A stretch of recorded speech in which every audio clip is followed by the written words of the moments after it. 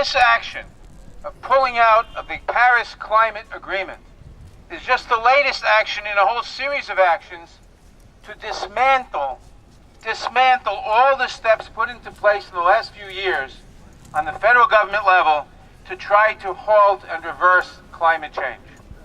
And a lot has been done, but if you look at the federal government and what they're doing, what the Trump administration is doing in reversing every action, in taking apart the EPA, if you look at the budget, in eliminating funding for all kinds of enforcement actions, in eliminating funding for research, we don't want to know what's going on. If we're going to destroy the planet, let's do it in blissful ignorance. Stop scientific research. Penalize scientists who raise their voices.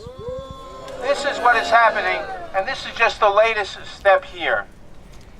And it's very ironic.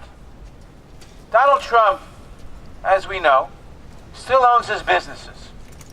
And one of the businesses he owns is a golf course in Scotland. And what's he doing at that golf course in Scotland besides playing golf? They're building a wall. Not to keep out immigrants. It's a different kind of obnoxious wall. But they're building a wall to guard the golf course against rising sea levels because of climate change. So on one level, you deny it's happening. You make sure we don't know about it. You fire the scientists. You defund the research. You deny it. On the other, very practical level, for your own private property, you understand what's happening and you take steps. What hypocrisy. What danger. Now, I understand that you may think, the president may think he knows better than other people. He got elected after all. He fooled enough of the people. But he is willing to bet the entire planet on his being right and all the scientists being wrong. What a bet. This is dangerous. Very dangerous. And of course, the Trump administration is dangerous in so many other ways. To liberty, to peace, every way. But this is very dangerous. Now, we do have governments in New York State, in California, in other places, in other countries, that are going to try to resist and stop climate change anyway. And we'll make some progress. But we will not make enough progress if we don't take back the federal government. Because the United States is the second largest emitter of greenhouse gases in the world. We've been doing it longer than any major power has. And we've got to do our part. So we've got to reverse this. We've got to resist it at all levels. We've got to get to our state and city governments all over to make sure they do what they can. But we've got to change the federal government in every way possible. Because if we don't exert ourselves to the utmost, if we don't do everything conceivable, how will we ever face our children and our grandchildren? How will they forgive us? They won't.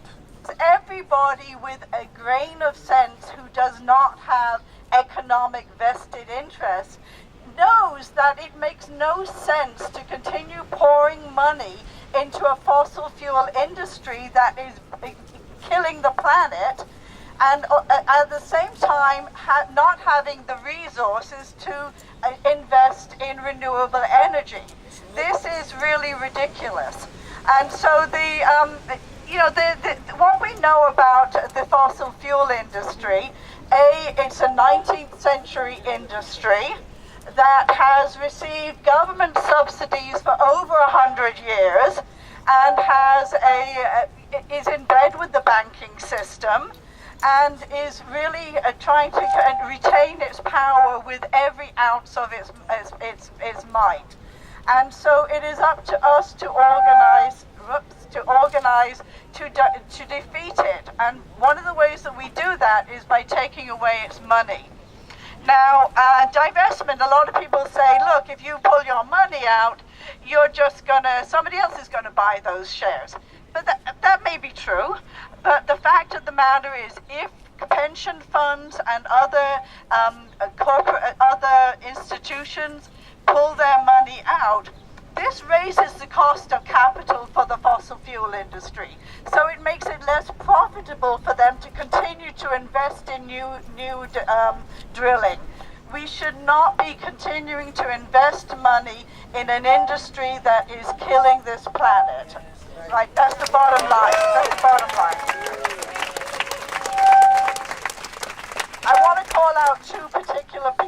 here in New York, we have Comptroller Stringer and Comptroller DiNapoli. We started working with Scott Stringer when he was a candidate for Comptroller. Meeting with his representatives, lobbying him, going to all of these places.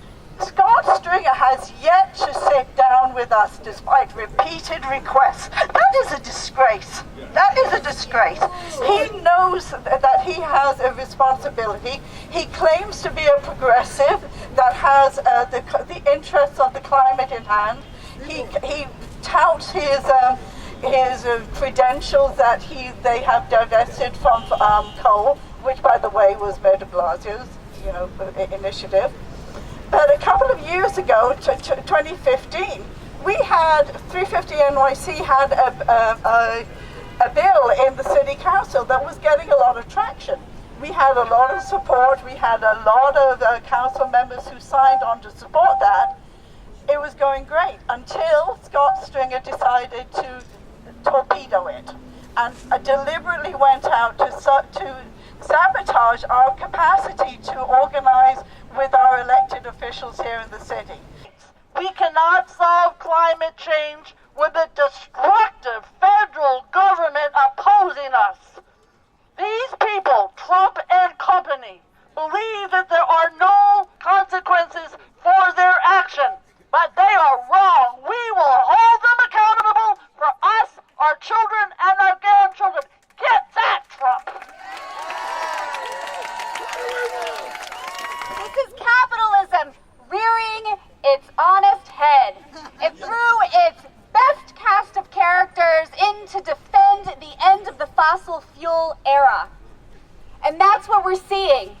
The worst people possible to defend the worst energy generation possible. That is bringing people around this world pain, grief, and sorrow. It's destroying people's representation of their health, safety, and democracy, and we will not stand for it. There are 3 things that we can do right now. In New York State, there's an esoteric agency called the Public Service Commission. They control all of our energy, all of our rates, and all of our telecommunications. We want a People's Public Service Commissioner in the 2 empty seats that exist right now. Number 2, there is a terrifying esoteric agency in Washington, D.C. called FERC, the Federal Energy Regulatory Commission. They control all of the interstate fracked gas pipelines in this nation. They are paid by the industry they're supposed to regulate, and right now they do not have a quorum, which means they cannot approve any more fracked gas infrastructure that goes state to state. We're in a good position right now. There is, according to Bloomberg, $500 billion on hold right now until we fill those positions. Trump has picked 2 people that are industry pets to fill those positions. We must call our senators to tell them to vote no on any of Trump's FERC nominees.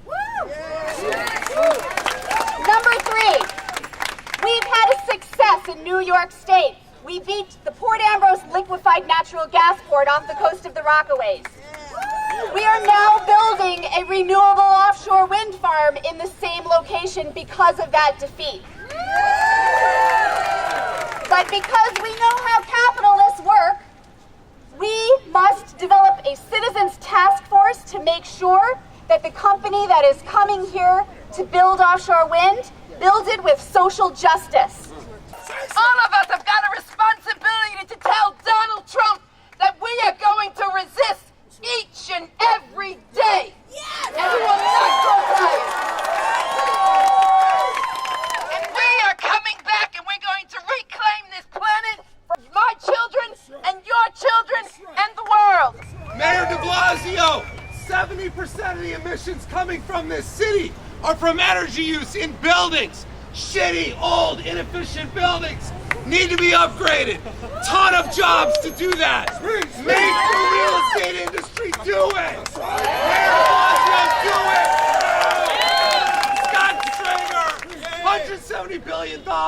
You're pouring our money into oil, gas, coal pipelines. Dakota Access, Keystone XL. Divest, Scott Stringer. Divest! Divest! Divest! Divest! Divest! Divest! So Donald Trump said F you to everybody. Make America great again, but F you to the future, F you to the entire globe. I like that sign over there. Dear world, go fuck yourself. Sincerely, Trump. We're gonna make sure everybody sees that over there. But I want to give you a little good news, just a little bit. So I want you to, everybody grab somebody's hand. Just grab their hand. And squeeze it so they can feel you, so everybody knows we're not alone. Tell somebody, we will get through this. We will get through this. Tell somebody and mean it. We will get through this. We have before, and we will again. And we will again. Now I got a little bit of bad news. It's not going to be easy. It's never easy. If it was easy, it'd be done already. But we are now in a proud lineage of people who have fought against ignorance and evil. We are in a proud lineage of people who have stood up, from Martin Luther King to Malcolm X to Fannie Lou Hamer to Frederick Douglass to Cesar Chavez. We are in a proud lineage. People are going to look back and say, those people in Foley Square stood up and continued the tradition of fighting back against supremacy, fighting back against evil. These are the ones that made America great. These are the ones who are going to keep the greatness of America. We will never. We will never. We will never. We will never. Allow the madman in the White House. Allow the madman in the White House. To destroy our planet. To destroy our planet. It does not belong to him. Which does not belong to him. It belongs to our children. It belongs to our children. We don't have to wait.